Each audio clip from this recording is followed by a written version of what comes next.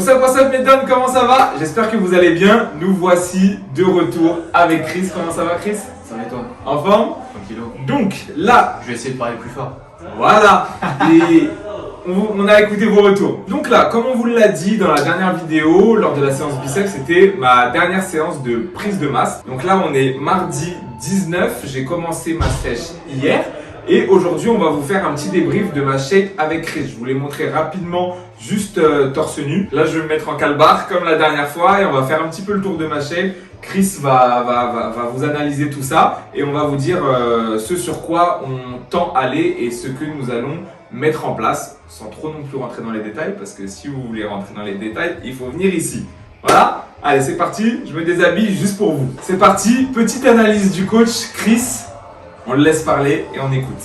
On me laisse parler fort. Alors, Fort. il y a déjà plusieurs points qu'on peut voir, c'est que c'est au niveau du dos, hein, vraiment qu'il a vraiment bien pris sur le dos, devant toi, parce que sinon ils vont pas voir.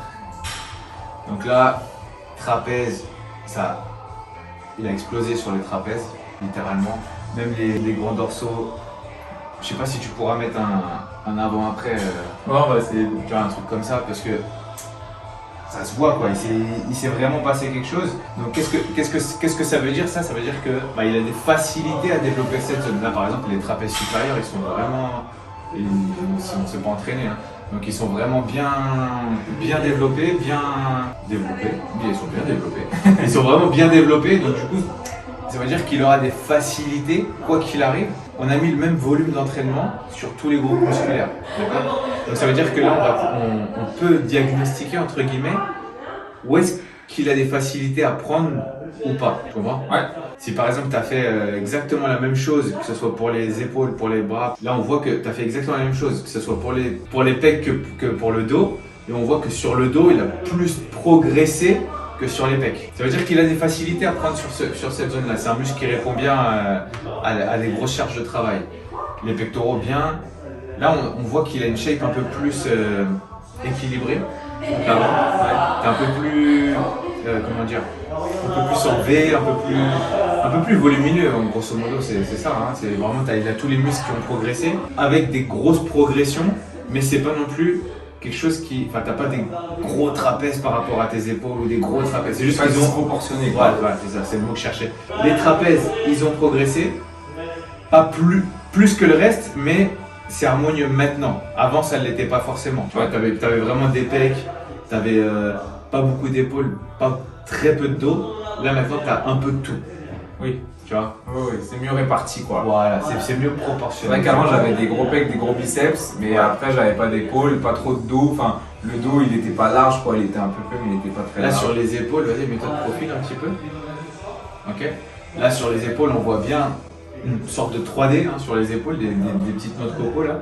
Là c'est le deltoïde postérieur ici, ce muscle-là. Il a bien progressé aussi.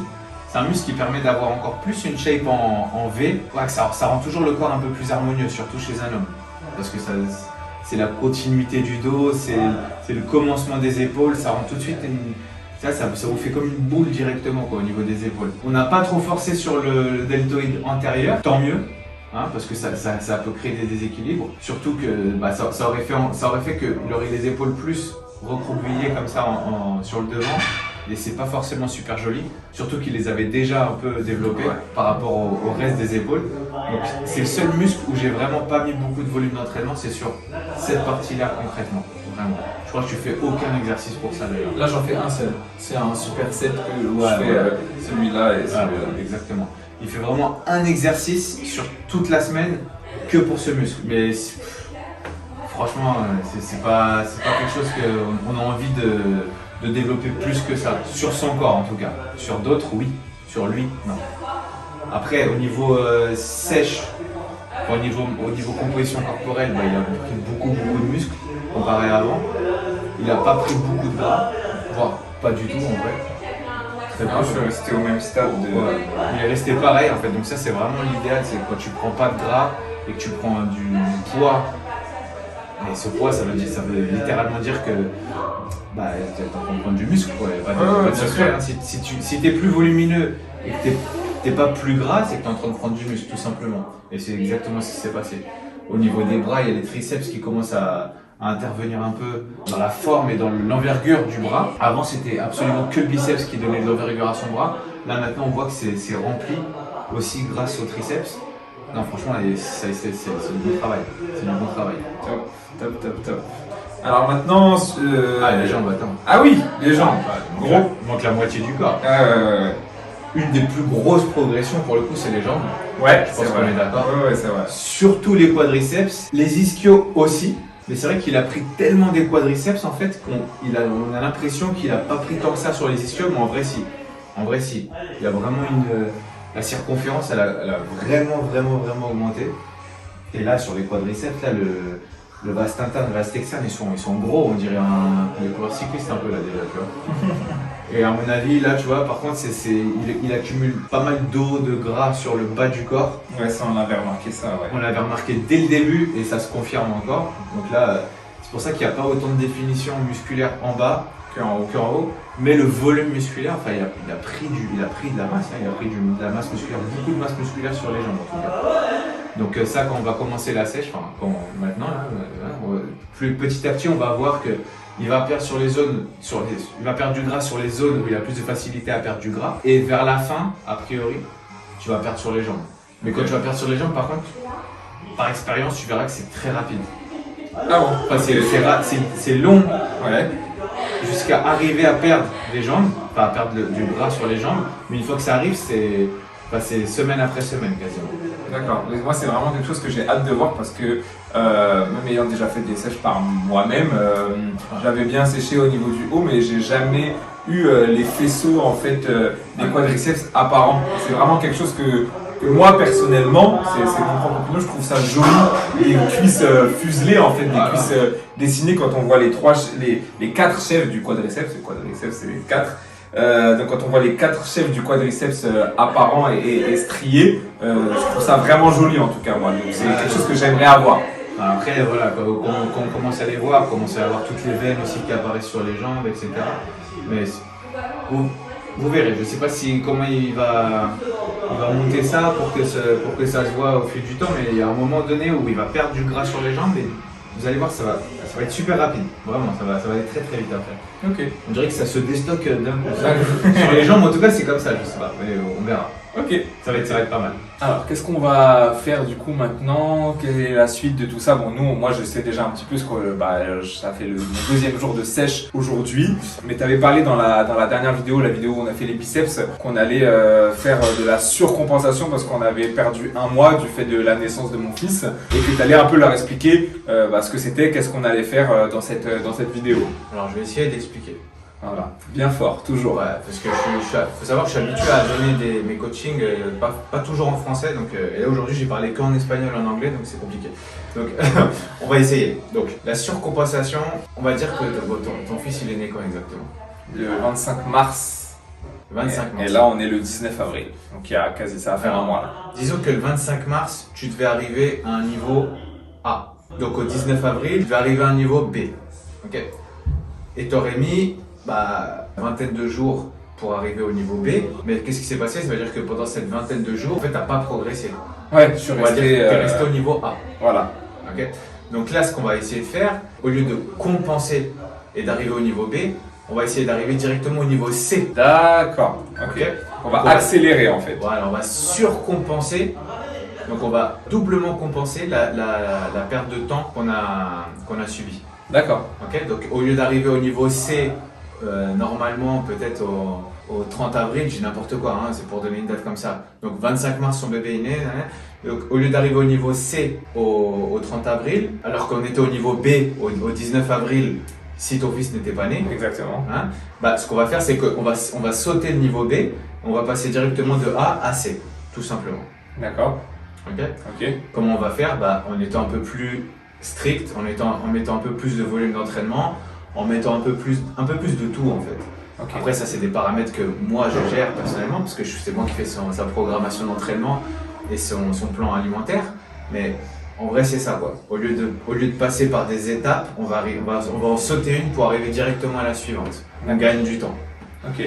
C'est de la surcompensation, ça veut dire qu'on a déjà un niveau avant. En fait, typiquement c'est tout le contraire de ce qu'il faut faire quand on commence de zéro et qu'on va arriver directement au niveau C.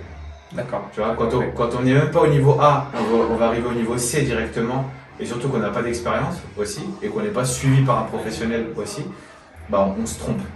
On va arriver au niveau E, peut-être, Ouais.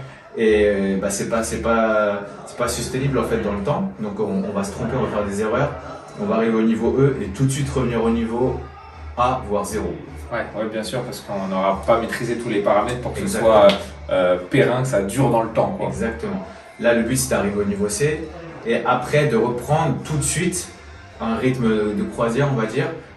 Bah, chaque étape, quoi. Niveau D, niveau 1. Au lieu de. Alors, le but, c'est.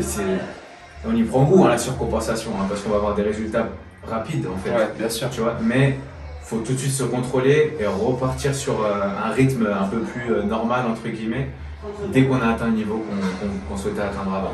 Ah, c'est vrai. Non, mais je comprends ce que tu dis. Ouais, ça me rappelle un peu les cours. En fait, le but, c'est que surtout, en plus, bon, là, c'est pas une perte de poids, c'est une sèche.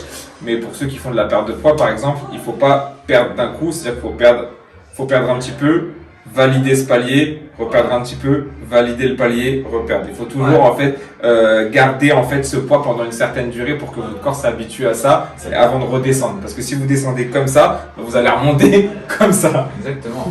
Et alors que si vous descendez vraiment palier par palier, ou vraiment des petits paliers comme ça, bah, même si vous perdez, si vous reculez, vous allez reculer que d'un palier ou que de 2 paliers au lieu de.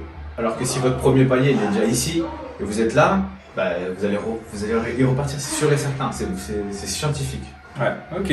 Donc là, on va mettre ça en place et du coup, bah, la diète beaucoup plus agressive. Elle est agressive, tu dois le sentir passer. Ouais, bah ouais, je le sens là. Alors l'autre, au bout de. Hier, je vous dis tout. Hier à 16h, il m'envoie un message, oh, j'ai trop faim, c'est trop dur. Ça faisait que 16h qu'il avait commencé la diète. C'est vrai ou pas? Ah, c'est vrai, c'est vrai. Ah ouais, non, après, lui, il faut qu'il s'habitue, c'est pas facile, mais il faut qu'il s'habitue à ce rythme-là, faut que son corps s'habitue plus que lui, parce que mentalement, lui, va s'habituer rapidement, mais son corps, faut qu'il s'habitue à. C'est ça. C'est pas facile. C'est signeux, ouais, parce qu'on a changé mes heures auxquelles je mange. Donc, du coup, mon corps, il est un peu chamboulé, parce que pendant quasiment toute ma vie, j'ai mangé à telle heure. Et là, on a changé quasiment tout ça. Donc, mon corps, il est en mode what the fuck, il se passe quoi en fait? Bah, tu as des heures où t'étais pas habitué à manger et tu manges, et il y a des heures où surtout il y a des créneaux horaires où tu étais habitué à manger, et là peut-être que tu manges pas pendant ces créneaux horaires, du coup ton corps il te dit j'ai faim là, Ouais. il t'envoie un message, en vrai t'as pas faim, c'est juste ton corps qui te dit ce serait bien qu'on mange maintenant, mais en vrai t'as pas faim. Il a tout ce qu'il faut, il va pas mourir, hein. Non. Je suis professionnel, hein. Il va pas mourir, non, c'est juste qu'il a. Il y aura il y a des moments où ton corps, le temps qu'il s'habitue, il va soit avoir faim, soit il peut aussi être dans le cas contraire. Des fois, en prise de masse, par exemple, il peut être blindé super rapidement parce qu'il n'est pas habitué à manger à cette heure-là. Par exemple, si vous n'êtes pas habitué à manger à 7h du matin, vous n'êtes pas habitué à prendre de petit déjeuner, si je vous mets un petit déjeuner assez chargé, etc., vous allez vous sentir lourd, quoi. Ouais. Et puis, on s'habitue, le corps il s'adapte, c'est une machine incroyable. Ouais, c'est vrai que le corps il s'adapte très facilement. Et là, de toute façon, hier c'était dur. Aujourd'hui, j'ai déjà senti que c'était un peu moins dur. C'était pas non plus acquis, mais c'était déjà un peu moins dur que hier. Et je pense que c'est une question d'une semaine, 10 jours pour que mon corps il s'habitue totalement. Même pas. Voilà. Ça va aller vite. Puis t'as envie aussi. Oui. T'as la volonté, l'implication. C'est ça aussi. C'est que derrière, quand vous faites ça, si vous faites ça pour faire comme tout le monde, vous allez craquer, hein, c'est sûr et certain. Mais si vous avez un objectif qui est clair dans votre tête, que ce soit un objectif physique, un objectif en termes de performance, un objectif qui vous regarde, ça sera toujours plus facile d'y aller dans les moments où c'est compliqué mentalement que si vous le faites parce que votre pote il le fait et vous dites allez je le fais comme lui et on y va. Parce que la surcompensation, c'est ce qu'il dit, c'est pas seulement au niveau alimentaire, ça peut être aussi au niveau entraînement. Ouais. Par exemple, si vous êtes blessé pendant 2 semaines et votre objectif, vous faites par exemple de la force athlétique et votre objectif c'était de faire, j'ai n'importe quoi, 100 kg au squat, une rep, et vous étiez à 80, c'est la même chose en fait. Pendant les 2 semaines, vous avez absolument rien fait, donc vous n'avez pas progressé, vous n'avez pas franchi les paliers. Et ce qu'on va faire, c'est que pendant 2, 3, 4 semaines, ça dépend, hein, chacun est différent, et ça se programme avec le coach surtout, pendant ces quelques semaines, on va rattraper le temps perdu, grosso modo, pour après repasser à une programmation d'entraînement plus normale. Ouais. Sur un rythme de croisière, quoi. Ok. Bon bah voilà, en tout cas j'espère que toutes ces petites informations vous auront intéressé, que vous avez un peu compris le cheminement de ce qu'on est en train de mettre en place et ce sur quoi on veut aller. Le but c'est d'être sec d'ici cet été pour être sexy sur la plage. Mais voilà, on va tout donner, on vous tient au courant de ce qui va se passer. Et puis voilà, n'oubliez pas de vous abonner, mettez un petit pouce bleu, commentez, partagez à vos amis si les informations vous ont intéressé, vous ont plu. Et puis on se voit pour la prochaine vidéo. Ciao. Allez, ciao.